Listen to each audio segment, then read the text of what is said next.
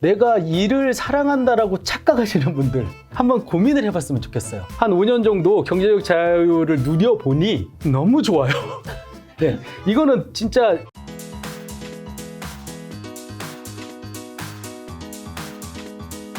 자, 저자님은 경제적 자유는 이제 달성하셨잖아요. 예. 제가 어디서 찾아보니까 경제적 자유를 달성한 건 근로 접한 투자자분들이 좋은 덕분이라고. 예. 제가 지금까지 말씀드린 막 되게 뭔가를 깨달았다고 했잖아요. 네네네. 주식 투자도 막 여러 가지 경험하고 여러 가지를 이제 깨닫고 나서 주식 투자는 내가 왜 돈을 잃었구나를 이제 알게 됐어요. 네.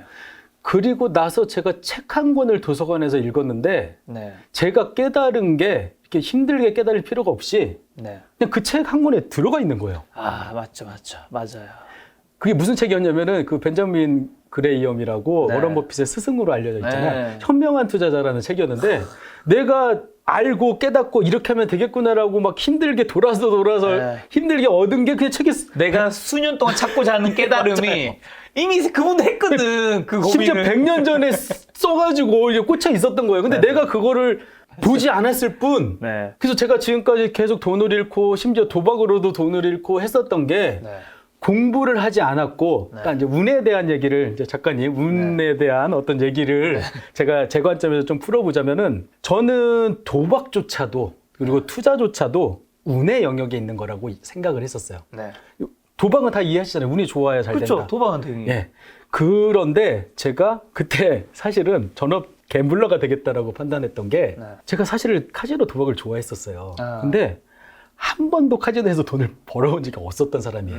근데 제가 이제 휴직을 하고 시간이 많아지니까 카지노에 갈 일이 많아진 거예요. 네. 근데 갈 때마다 자꾸 크게 잃으니까 잃지만 않았으면 좋겠다라고 생각을 하고 도서관에 가서 카지노 베팅 방법하고 네.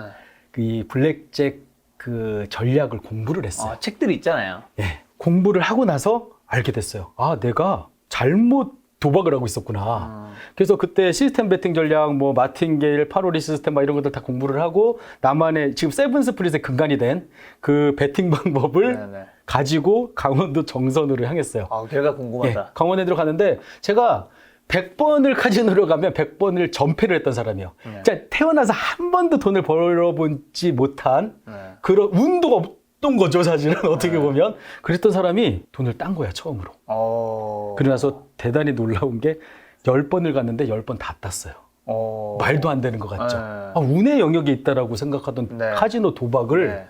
실력으로 네. 이긴 거예요. 네. 그런데 그래서 이제 제가 사실은 제 여러 가지 투자책이 뭐 네. 경제 정초서 점차 아까 저자님 예. 걱정하신 것처럼 사자처럼 보이고 있어요. 예, 주식책 그리고 뭐 달러 책도 나왔지만 그 전에 책이 하나 있어요. 네. 제목이 서바이벌 카지노예요. 사자 같아. 이게 저기 강원랜드 강친닷컴이라고 있어요. 제가 원래 그 가치 투자 커뮤니티에서 좀 유명해지기 전에 강원랜드 커뮤니티에서 이 얘기는 이제 방송 최초예요.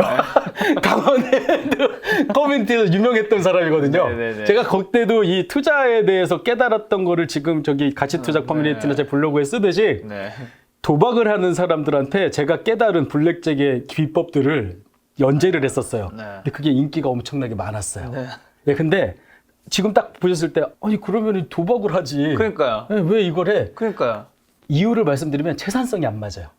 제가 제 투자법이 소액 네. 베팅 투자법이었는데 네. 다른 사람이 막 5만 원, 10만 원 베팅할 때 저는 1,000원 이상을 베팅하면 안 되는 구조였어요. 그러다 보니까 제가 한 10시간을 게임을 하잖아요. 네. 그것도 재미도 없어요. 조그마니까. 한 5만 원 정도 버는 거예요. 그러니까 최저 시급도 안 되는 돈을 벌고 심지어는 이제 제가 교통비, 숙식비 돈을 번 게 아니네. 그러니까 돈을 따긴 했지만 벌 수 있는 채산성이 안 나오는 거예요. 그래서 제가 그 서바이벌 카지노 이런 대목이 있어요. 만약에 우리 집에서 차로 5분 거리에 합법적인 카지노가 생긴다면 나는 도박을 다시 하겠지만 그렇지 않다면 이걸로 이 돈을 딸 수 있는 가능성은 없다라는 게 이제 거의 이제 결론 같은 거예요. 그래서 제가 그때 깨달았던 게 뭐냐면은 네. 제가 주식 투자는 도박이라고 생각했던 사람이라고 했잖아요. 네. 그런데 진짜 도박은 했죠. 네. 그때 제가 깨달았던 게 주식 투자도 운의 영역에 있다라고 생각을 했지만 네. 실력이라는 게 존재할 수 있겠구나를 그때 알게 됐어요. 그래서 제가 도박을 공부하듯이 주식책을 제가 한 100권 읽었다고 했잖아요. 네. 그렇게 공부를 했던 거예요. 그리고 그 시스템을 달러와 주식에 응용을 해보니 네. 되는 거예요. 네. 신기하게도. 네. 그래서 저뿐만 아니라 뭐 제 블로그에서 제 투자법을 아까 말씀드렸던 그분 포함해서 하셨던 분들이 뭐 되네요라고 다 이렇게 인증도 하시고 또 뭐 블로그 자기 블로그나 이런 데 이렇게 다 얘기를 하세요. 네. 그래서 뭐 저뿐만이 아니라 제가 이게 대단한 방법은 아니고 그냥 제가 깨달은 작은 어떤 시스템을 또 자기만의 어떤 방법으로 응용을 해야지 아까 그분처럼 책도 쓸 정도로 이렇게 네. 발전을 하겠죠. 네. 그래서 제가 말씀드리고 싶은 거는 글로 배운 그 비법이라는 게 네. 바로 이거예요. 아. 운도 무조건, 저는 이제 운이 좋았다는 거는 100% 공감해요. 네. 하지만 그때 좋은 말씀 하셨더라고요. 운칠기삼 중에 네. 기가 있어야 운이 그치. 따라온다라고 그 좋은 말씀 해주는데 저도 이제 그게 공감하는 거예요. 네. 주식이나 도박을, 또 부동산 투자도 마찬가지예요. 운이 좋아야지 벌 수 있다라고 생각하지만 저는 부동산 투자 저도 운이 좋았어요. 제가 2013년, 2014년 바닥일 때 네. 건물도 사고 아파트도 사는 거는 진짜 운이라고 할 수 있잖아요. 근데 제가 그때 레버리지를 풀로 쓰고 사채까지 끌어당기는 기가 없었다면 지금 두세 배가 오르는 운은 없었을 없죠, 거 아니에요. 없죠. 예, 그래서 여러분들한테 제가 드리고 싶은 건 이제 거의 마지막 부분이기는 네. 한데 여러분들이 운의 영역에 있는 거는 당연하고 네. 그럴 수밖에 없지만 여러분들이 이런 좋은 채널도 보고 저희가 사실은 지금은 제가 글로 배운 부자들의 조언이라고 얘기하지 않고 글과 영상으로 배운이라고 표현을 하고든요. 그쵸, 그쵸. 저는 이제 김 작가님한테 되게 감사한 게 네. 제가 그때 시절부터 공부를 많이 했어요. 이 영상으로도. 이 고수분들의 투자법이나 이런 것들. 네. 그래서 여러분들한테 이제 말씀드리고 싶은 것은 책도 많이 읽으시고 네. 그리고 이렇게 좋은 채널들도 계속해서 구독해서 열심히 보시다 보면 네. 기가 이제 쌓일 거예요. 그 기가 바탕이 되면 운이 따라왔을 때 경제적 자유도 달성할 수 있다라는 네. 이제 말씀을 드리고 싶은 그렇죠. 거죠. 아, 예. 방금 전에 말씀해주신 그 글, 결국 이제 책에서 예. 제가 시청자분들한테 이제 또 굉장히 공감할 수 있는 얘기를 들어드리면 우리가 어떤 주제에 대해서 예. 어떤 우리가 고민을 하잖아요. 예. 근데 그 고민을 하면 이제 혼자서 이제 고민을 많이 하죠. 예. 아니 좀 더 나아가신 분들은 사실 주변 사람들한테 여쭤보고 물어보고 하잖아요. 그렇죠, 그렇죠. 근데 이거를 정말 여러분 우리 위 때부터 고민을 많이 했거든. 그리고 그분들 중에 굉장히 노력하고 좀 체계적이고 거기 예. 효율적으로 뭔가를 하신 분이 100년 전에 써놨던. 그걸 책으로 만들어 놓은 게 사실 책이란 말이에요. 그러니까 맞아요. 그 책이 무조건 맞다는 절대 아니지만 아유, 그렇죠, 적어도 우리가 지금 하고 있는 고민을 우리보다 훨씬 수많은 시간을 들여서 거기서 엑기스를 딱 또 추려가지고 검증된 분들이 책이 딱 나오는 거거든요. 아예 앞쪽으로 좀 들어주시면 좋겠어요. 그래서 책에 나온 얘기가 만약에 나의 그 성공 확률이 예. 한 10%라면 책이 100%는 아니지만 그렇죠. 한 7, 80%는 된다 이거죠. 그렇습니다. 예, 근데 그거를 내가 안 보고 나 혼자 모든 시행착오를 다 겪어보겠다. 예. 는 이제 어떻게 보면 우리가 사실 스마트폰도 뭔가 하나가 앞서가면 상대편 그렇죠, 회사에서 그렇죠. 그걸 다 분해해가지고 조립하고 다 해볼 거잖아요. 저 시간이 많아서 그랬지만 저는 9시에 은행에 출근해가지고 네. 3시 반에 퇴근했어요. 거기서 은행 돌아다니면서 다 여기는 환전 정책이 어때요? 이거 다 해서 시행착오 겪은 다음에 책이 나왔는데 안 읽고 달러 투자하는 분들이 있다면 그게 잘못된 거지. 비효율적인 방법인 거죠. 요거 읽으면 그 시간을 스킵하고 예를 들어 그렇죠. 저자님이 한 레벨 1부터 다 그렇죠. 겪어서 10이 갔다면 나는 이제 2, 3 시행착오 없어서 4부터 시작할 수 그렇죠. 있는데 그리고 그걸 얻은 다음에 뭔가 얻으면 저한테도 주시고 네. 그게 이제 서로 이제 어떻게 보면 상호 교환 작용을 하면서 같이 발전하는 거거든요. 네. 그래서 저는 이제 그걸 바라는 거고 네. 여러분들이 이제 말씀하신 것처럼 네. 책을 통해서 그때 제가 공감했던 말 중에 하나가 또 제가 어떤 사람을 만난다면 네. 그 사람의 책을 읽는 게 네. 가장 효율적이라고 생각한다는 말 어디인가에서 맞습니다. 하셨더라고요. 네. 그래서 저도 그 말에 되게 공감을 하고 네. 근데 이거는 뭐 실제로 만나지 않아도 네. 누구나 할 수 있는 일이잖아요. 그쵸. 그래서 책을 사라는 얘기는 아니에요. 도서관에 가서 보셔도 돼요. 네. 예. 여러분 그래서 책 뭐 고작 16,000원밖에 하지 않습니다. 그 지금 환율로 13달러를 내가 안 사고 약간 13달러 내가 버린다. 예, 이게 13달러 정도는 충분히 버실 수 있는 책이라고 말씀드리고 싶습니다. 자, 월급만 받던 삶에서 예. 이제 18년 동안 사셨는데 거기서 벗어나 경제적 자유인이 된 이제 파이프라인. 또 파이프라인이 지금 몇 개, 총 정확하게 몇 개 있으시죠? 몇 개인지 세보지는 그러니까 않았는데 부동산, 아파트랑 예. 지금 그 건물 있다고 하셨죠? 등기가 9건이 있습니다. 일단. 예. 뭐요? 건물이요? 아파트하고 네. 빌라하고 토지도 있고 건물도 있고 그래서 총 9건이에요. 근데 안타까운 거는 수익형 부동산이 하나도 없어요. 그래서 아까 현금 흐름 창출이 안 돼서 그 이자만 나가죠 오히려. 예, 그러니까 한 3-4배가 올라가지고 마음은 부자인데 쓸 돈은 없어요. 근데 이게 다시 하락하면 아까 제가 농담처럼 다시 30억 될 수도 있어요라고 말씀드린 게 수익 실현을 일단 못하는 구조니까 지금. 그래서 뭐 그 밖에 현금 흐름이 나오는 지금 파이프라인 뭐가 있어요? 주식하고 달러가 가장 크고 그다음에 책을 내셨고 그 솔직히 말씀드리면 네. 현재는 강연 수익이 가장 커요. 강연. 이게 그렇죠.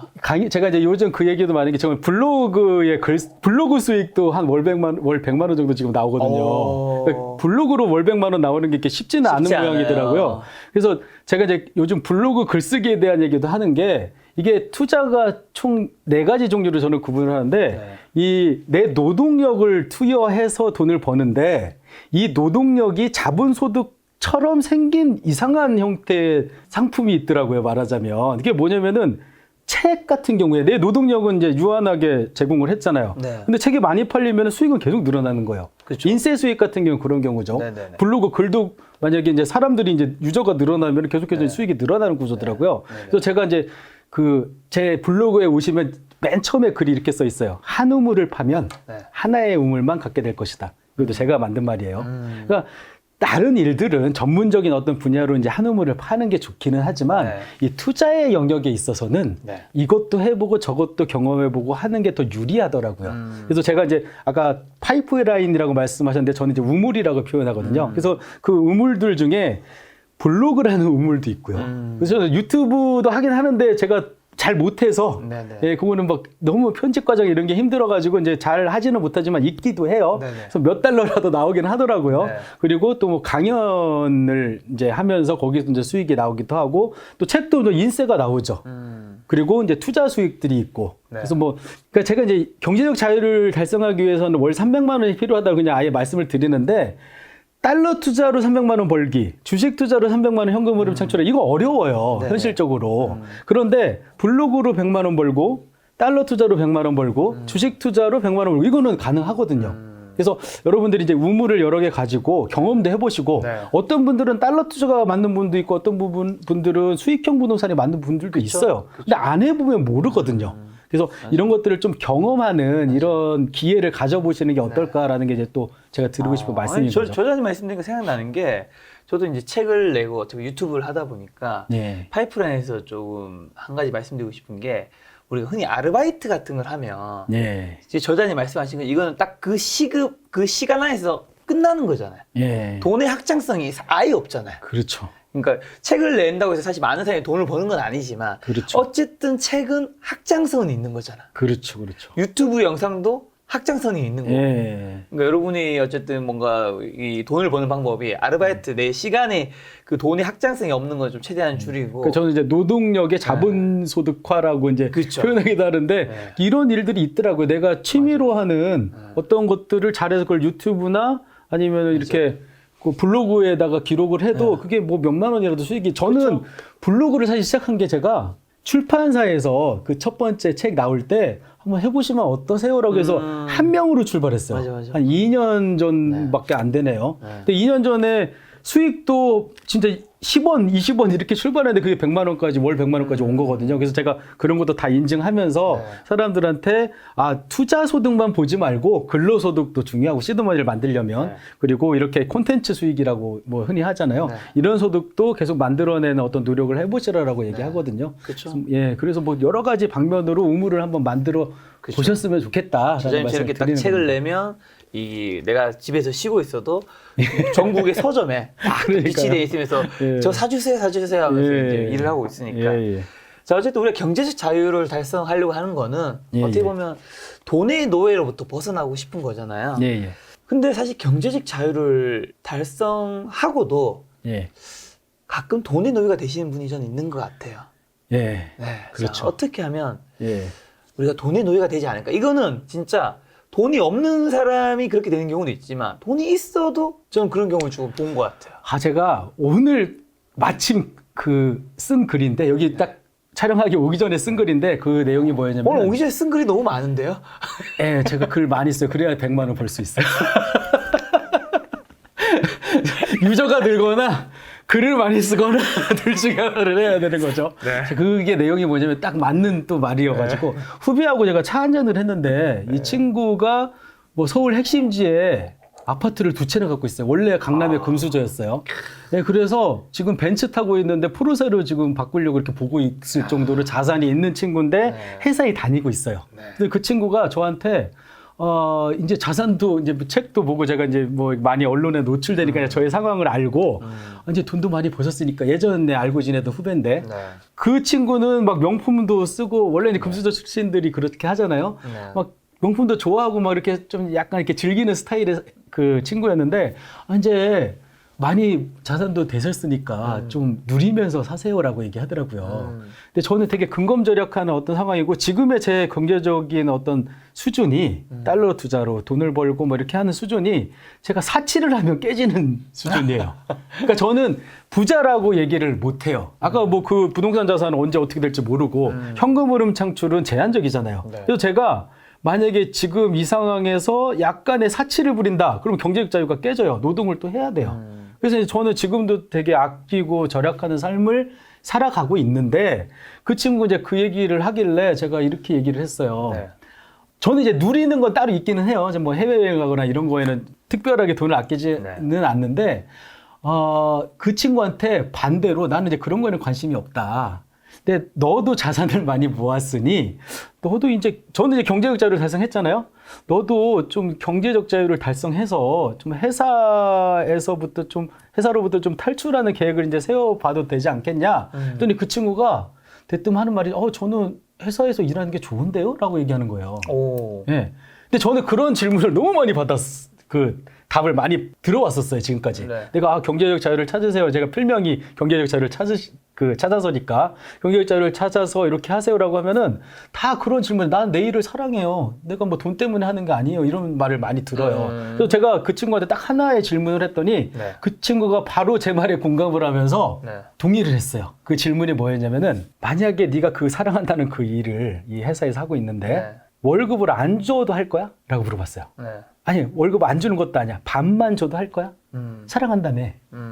그 친구가 아니요. 그 친구는 회사에서 주는 일이 좋은 게 아니라 돈이 좋았던 거예요. 그걸 자신도 대답하면서 깨달은 거예요. 그래서 제가 여러분들한테 드리고 싶은 말씀은 이거죠. 경제적 자유를 달성한다는 건 근로소득도 중요해요. 경제적 자유를 달성하기 위한 어떤 진짜 필요 충분 조건이에요. 그게 시드가 돼야지 자본소득도 얻을 수 있으니까. 그런데 내가 회사에서 근로소득만 가지고 간다는 거는 회사가 나를 버릴 때까지 내 인생을 돈과 맞바꾸는 일을 계속 하고 있는 거거든요. 조금 이제 심하게 얘기하면은, 이 얘기하면 또 이제 악플이 많이 달리긴 할 텐데, 내 시간과 인생을 돈과 바꾸어 가고 있는 거고, 그게 죽을 때까지 회사에서 나를 버릴 때까지 계속돼야 되는 거예요. 근데 내가 경제적 자유를 달성하는 걸 목표로 삼고 근로소득을 만들어내는 거는 경제적 자유를 위한 목표의 과정이 되는 거잖아요.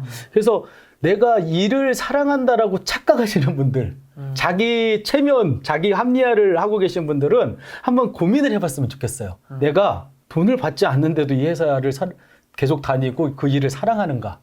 그게 아니라면은 경제적 자유를 위한 어떤 준비를 좀 해보시라는 말씀을 드리고 싶어요. 그 친구도 그렇네요라고 하면서 내가 회사를 어느 순간에는 그만둘 준비를 해야겠네요라고 얘기를 했거든요. 그래서 이제 저는 그 말씀을 드리고 싶어요. 그래서 저도 사실은 몰랐었어요. 저도 이제 비자발적이고 약간은 반강제적인 육아휴직이라는 거를 하지 않았다면 지금도 회사를 탈출하지 못하고 나는 내 일이 좋아. 나는 내 분야에서 인정받고 싶어 라는 생각으로 계속 거기에 얽매여 있었을 거예요. 근데 제가 한 5년 정도 경제적 자유를 누려보니 너무 좋아요. 이거는 진짜 인생이 너무 소중한 시간들이에요. 제 4명의 아이들하고 같이 보내는 시간, 이거는 무슨 어떤 사치품을 사고 이런 거하고는 그 비교도 안 될 만큼 소중하고 좋거든요. 그래서 저는 이제 제 경제적 자유를 계속 지속시키려고 하는 거고, 저는 육아휴직이 끝나면 다시 회사로 복귀할 수도 있는 위치에 있어요. 그럼에도 불구하고 그 기간을 오래 하지는 않을 거예요, 아마. 저는 경제적 자유를 맛봤기 때문에. 그래서 여러분들도 착각을 해서 경제적 자유 난 필요 없어. 나는 그냥 인정받고 열심히 정년까지 일할래라고 생각하시는 분들은 한번 좀 고민해 보셨으면 좋겠어요. 지금까지 영상 보신 분들 중에서도 여전히 달러 투자 어려운 것 같다 이렇게 생각하시는 분이 있을 수 있잖아요. 예, 그런 분들한테 뭐 마지막으로 하고 싶으신 말씀. 예, 어렵다고 생각하시면 하지 마시고요.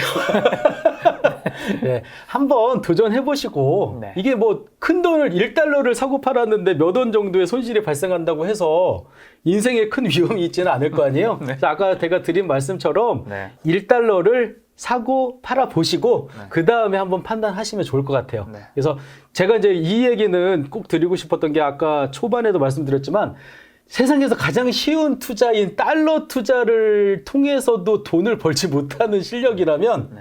주식 투자나 부동산 투자는 안 하시는 게 좋을 것이다라는 조언을 드리고 싶습니다. 알겠습니다. 오늘 만남의 손님은 박상현 저자님이었습니다. 지금까지 여러분 소중한 시간을 함께해 주셔서 정말 감사합니다. 예. 오늘도 김 작가였습니다. 고생 많으셨습니다. 감사합니다. 예, 감사합니다.